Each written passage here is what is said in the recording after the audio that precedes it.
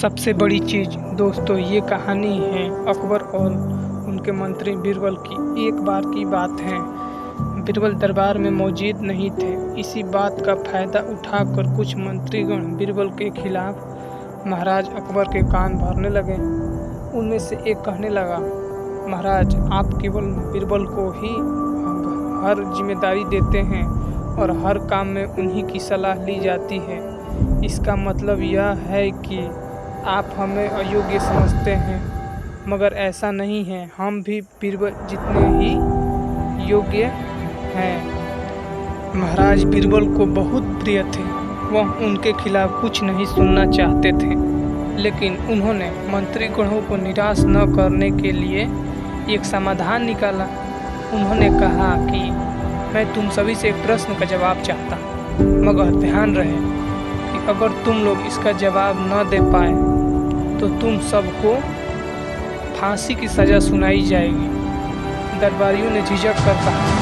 महाराज ने महाराज से कहा, ठीक है महाराज, ठीक है, हमें आपकी ये शर्त मंजूर है, लेकिन पहले आप प्रश्न तो पूछिए।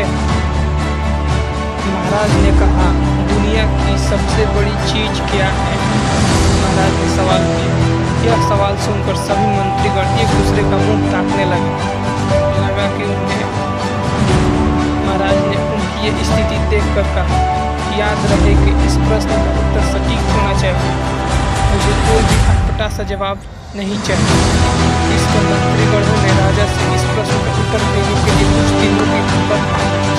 राजा भी इस बात के लिए तैयार हो गए। महल से बाहर निकलकर सभी मंत्रीगण इस प्रश्न का उत्तर ढूंढने लगे। पहले मंत्री ने कहा कि दुनिया की सबसे बड़ी चीज़ भगवान है। दूसरे मंत्री कहने लगा कि दुनिया की सबसे बड़ी चीज़ भूख है।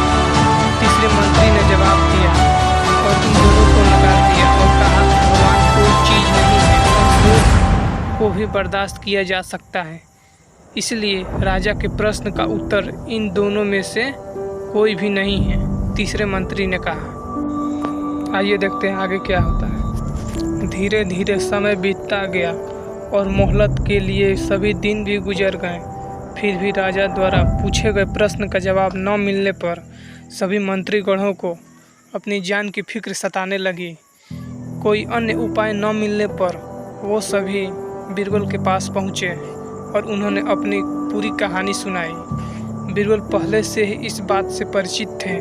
उन्होंने उनसे कहा, मैं तुम्हारी जान बचा सकता हूँ, लेकिन तुम्हें वही करना होगा जैसा मैं कहूँ। सभी बीरबल की बात पर राजी हो गए। अगले ही दिन बीरबल ने एक पालकी का इंतजाम करवाया। उन्होंने 2 मंत्री को पालकी उठवाने का काम दिया, तीसरे मंत्री से अपना हुक्का पकड़वाया और चौथे मंत्री से अपने जूते उठवाए।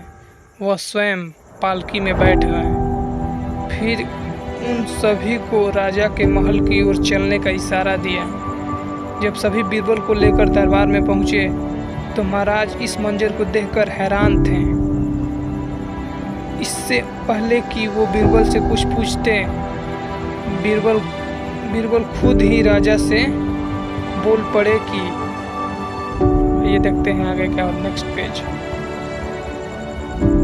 महाराज दुनिया की सबसे बड़ी चीज़ गरज है। अपनी गरज के कारण ही ये सब मेरी पालकी को उठाकर यहाँ तक ले आए हैं।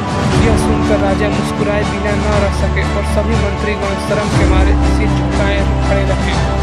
दोस्तों, हमें इस कहानी से यही सीख मिलती है कि हमें कभी किसी की योग्यता पर जलना नहीं चाहिए, बल्कि उनसे सीख लेकर खुद को भी बेहतर बनाने की कोशिश करनी चाहिए। समझे दोस्तों।